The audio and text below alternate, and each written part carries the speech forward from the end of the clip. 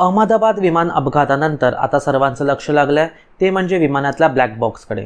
हा अपघात नेमका झाला कसा, ह्याचं उत्तर ब्लॅक बॉक्समधून समोर येणार आहे.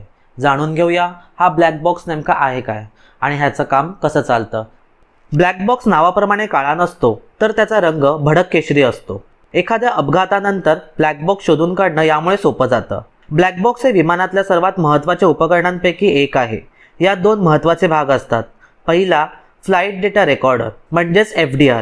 विमानाची उंची, वेग, दिशा, इंजिनाचं काम, इंधन अशी तांत्रिक माहिती यात नोंदवली जाते. दुसरा म्हणजे कॉकपिट व्हॉइस रेकॉर्डर अर्थात CVR.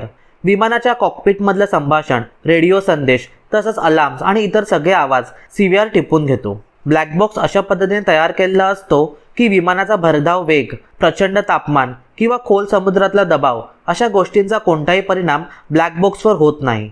विमानाच्या मागच्या बाजूला तो ठेवला जातो कारण एखाद्या अपघाताचा सगळ्यात कमी परिणाम या भागावर होण्याची शक्यता असते.